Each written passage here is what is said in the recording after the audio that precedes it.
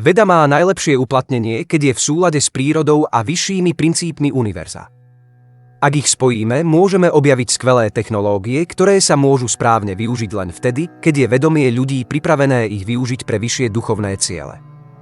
V dnešnej materialistickej dobe zvanej Kali Juga vidíme množstvo rôznych technických zlepšení a objavov, avšak ľudia morálne, charakterovo a duchovne žijú stále v stredoveku a nevedia ich správne používať.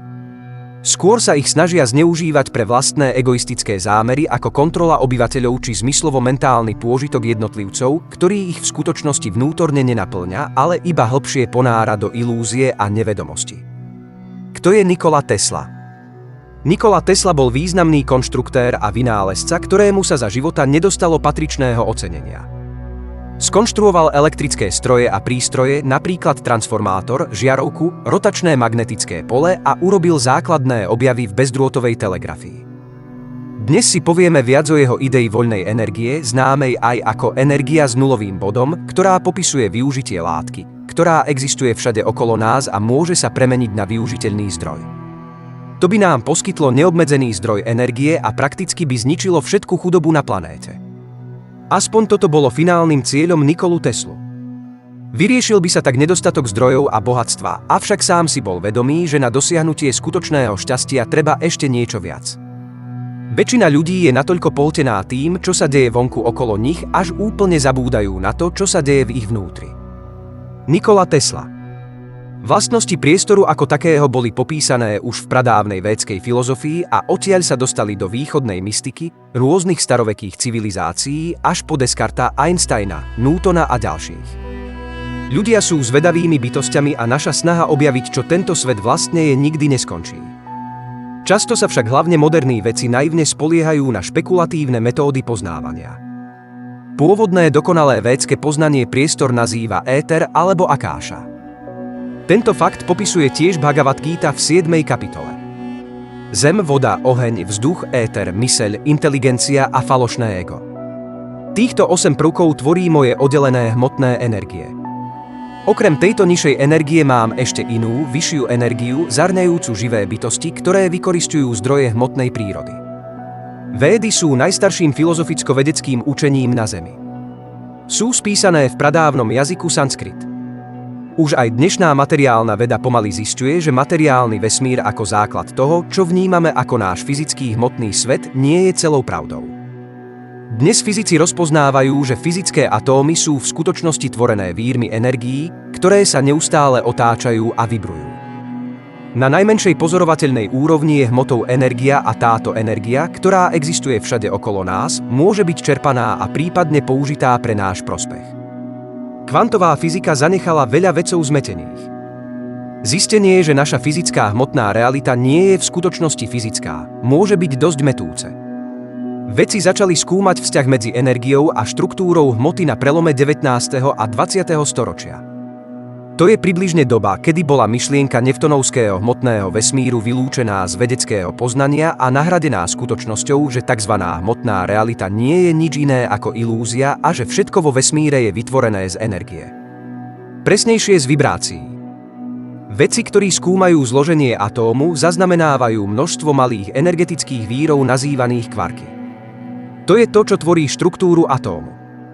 Ak sa viac zameriate na fyzickú štruktúru atómu, neuvidíte nič hmotné, spozorujete fyzickú prázdnotu. Atóm nemá fyzickú štruktúru a teda fyzické veci skutočne nemajú žiaden pevný hmotný základ. Atómy sú vytvorené z neviditeľnej energie, nie z hmoty, ako ju poznáme. K tejto téme sa vyjadruje aj známy dánsky fyzik Niels Bohr. Ak vás kvantová mechanika v základoch nešokovala, ešte ste jej neporozumeli. Všetko, čo nazývame skutočné, je vytvorené z vecí, ktoré nemožno považovať za skutočné. Napriek bezkonkurenčnému empirickému úspechu kvantovej teórie, samotný návrh, že to môže byť doslova pravdivé ako opis prírody, je stále vítaný cynizmom, nepochopením a dokonca hnevom. Videli sme veľmi zaujímavý trend najmä v priebehu uplynulého desaťročia súčasnej vedy, ktorá dobieha pradávne pochopenie skutočnej podstaty. Reality toho, ako funguje a ako s ňou môžeme pracovať, aby sme dosiahli zmenu na našej planéte. Ak by ktokoľvek označil zlúčenie duchovna a vedy za pseudovedu, znamenalo by to, že túto problematiku dostatočne nepreskúmal. Duchovné koncepty nášho starobilého sveta sa priamo prelínajú s dnešnou vedou a kvantovou fyzikou. Nikola Tesla si bol toho dobre vedomý. Preto roku 1907 vyslovil tento záver. Všetka vnímateľná hmota pochádza z primárnej substancie alebo z podstaty nehmoty nad pojmami, mimo nášho vnímania, plniacej všetok priestor, akášu alebo svetelný éter, na ktorom sa prejavuje život dávajúci pránu alebo tvorivú silu, volaním po existencii v nekonečných cykloch všetkých vecí a fenoménov. Ako môžete vidieť, Tesla si uvedomoval staré védske koncepty a koreláciu, ktorú mali s vedou, na ktorej pracoval, používajúc védske pojmy ako akáša a prána, aby popísal silu a hmotu, ktorá existuje všade okolo nás. Tieto slová pochádzajú z Upanišád, zbierky védskych textov. Niet sa čo čudovať. Najstaršie vedecké objavy a vôbec základy modernej vedy sa nachádzajú práve vo védach. Akáša je nezničiteľná, je to prvotný absolútny substrát, ktorý vytvára kozmickú hmotu, a teda vlastnosti akáše sa nenachádzajú v materiálnych vlastnostiach, ktoré sú v určitom zmysle relatívne. Akáša je večne existujúca superfluidná realita, s ktorou sa tvorenie a ničenie nezlučuje. Tesla mal priateľský vzťah so Svámim Vivekanandom a pravidelne navštevoval jeho védske prednášky. Bol jedným z najslávnejších a najvplyvnejších propagátorov filozofie Védanty tej doby na západe, a to až do príchodu Šrílu Prabhupádu. Vivekananda napísal o Teslovi. Pán Tesla si myslí, že dokáže matematicky demonštrovať, že sila a hmotnosť sú redukovateľné na potenciálnu energiu. Chystám sa ho ísť pozrieť budúci týždeň, aby som videl túto novú matematickú demonštráciu. V tom prípade védska kozmológia bude podporená na najistejších základoch. Momentálne tvrdo pracujem na kozmológii a ešatológii Védanty.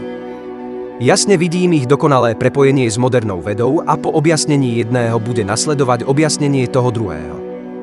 Tesla začal používať sanskritské slová po stretnutí so Svámim a po štúdiu východného pohľadu na skutočnú povahu reality a mechanizmov, ktoré riadia hmotný svet. Nakoniec ho to doviedlo k báze bezdrôtového prenosu elektrickej energie, známeho ako Teslov cievkový transformátor. Počas toho roka vyslovil nasledovné komentáre počas prejavu pred Americkým inštitútom pre elektrotechnikov. Po mnohé generácie budú naše stroje poháňané energiou dostupnou v ktoromkoľvek bode vesmíru. Táto myšlienka nie je nová. V celom priestore je energia. Je táto energia statická alebo kinetická? Ak statická, naše nádeje sú márne, ak je kinetická. A toto vieme s istotou.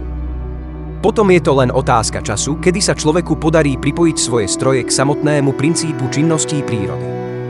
Svámi Vivekananda dúfal, že Tesla dokáže preukázať, že to, čo nazývame hmotou, je jednoducho potenciálnou energiou, pretože by to zosúladilo učenie véd s modernou vedou. Svámi si uvedomil, že v takom prípade by védska kozmológia mala byť potvrdená aj vedeckou obcou. Tesla pochopil sanskritskú terminológiu a filozofiu, pričom zistil, že je to dobrý prostriedok na opísanie fyzikálnych mechanizmov vesmíru, ako sa javili jeho očiam. Patrilo by sa, aby sa tí, ktorí sa pokúšajú porozumieť vede, ktorá je za vynálezmi Nikolu Teslu, začali zaujímať o štúdium sanskritu a védskej filozofie. Koniec koncov, tí najpoprednejší z moderných vedcov tak aj spravili. Jeden z najznámejších astrofyzikov 20. storočia, Carl Sagan, bol inšpirovaný védami. Patril medzi nich aj Albert Einstein, ktorý sa neskôr preslávil svojou teóriou relativity s javmi a zákonitosťami, ktoré sú vo védach známe po celé milénia. Podľa všetkého Tesla nebol schopný preukázať identitu energie a hmoty, aj keď indície tam boli. Jeho nezverejnené práce boli po jeho smrti zhabané CIA a doteraz veľká časť nebola vôbec zverejnená. Teslova vízia bezdrôtového prenosu elektrickej energie a voľnej energie bola odložená takmer na ďalších 100 rokov. Čo nás privádza k našej ďalšej téme. Čo dnes vieme o voľnej energii? Brian O'Leary, bývalý astronaut NASA a profesor fyziky na Princetone, hovorí: Tieto koncepty boli preukázané v stovkách laboratórií po celom svete a napriek tomu v skutočnosti nikdy neuzreli svetlo dňa. Ak by sa tieto technológie mali vypustiť celosvetovo na slobodu, zmena by bola závažná, bolo by to uplatniteľné všade. Objav týchto technológií je absolútne najdôležitejšou vecou, ktorá sa udiala.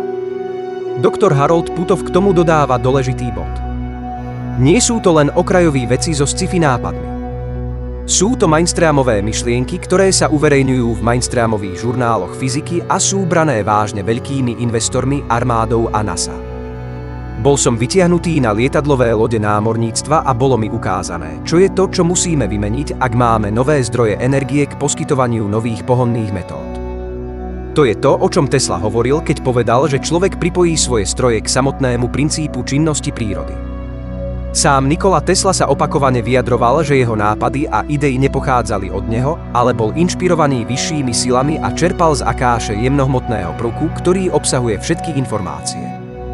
Môj mozog je len prijímačom a vo vesmíre je jadro, z ktorého vieme získať vedomosti, silu a inšpiráciu. Ešte som neodhalil jeho tajomstvá, ale s istotou viem, že je. Védy opakovane potvrdzujú existenciu akáše, ako aj metód, ako z nej čerpať informácie pomocou pokročilých jógových praktík. Je čas na zmenu. Naše súčasné metódy na získavanie energie ničia Zem. Ničia jej životné prostredie, ľudí a vytvárajú konflikty. Rýchlo sa blížime k času, kde potrebujeme zaviesť systémy na elimináciu používania fosílnych palív. To sa koniec koncov stáva hlavnou agendou západných krajín. Prechody na iné zdroje energie sa nestávajú cez noc. Trvalo nám 100 rokov, kým sme prešli z dreva na uhlie a ďalších 100 rokov prejsť z uhlia na olej. Ale ďalší energetický prechod musí prebiehať rýchlejšie ako predchádzajúce a musí zahŕňať aj bezplatnú energiu. V opačnom prípade pôjde zas len o ďalšiu politickú manipuláciu s cieľom mať ľudí pod kontrolou, decimovať strednú triedu a ubrať ľuďom ďalšie slobody. Najdôležitejšie z všetkého však nie je energetická či technologická revolúcia, ale revolúcia duchovná. Bez nej ľudia ostanú v područí materialistických konceptov a okrem zneužívania Zeme a jej zdrojov budú naďalej využívať a zneužívať jeden druhého. Taká je povaha ateistického materiálneho sveta. Recept na vyriešenie tejto situácie je obrátenie pozornosti na duchovno a metafyziku. Uvedomenie si skutočnej povahy reality, ktorá operuje s pojmami ako duša, karma a reinkarnácia. Tento príspevok ukončím slovami Nikola Teslu. Deň, keď veda začne študovať nefyzické javy, bude dňom, keď v priebehu jedného desaťročia dosiahne väčší pokrok, ako vo všetkých predchádzajúcich storočiach svojej existencie.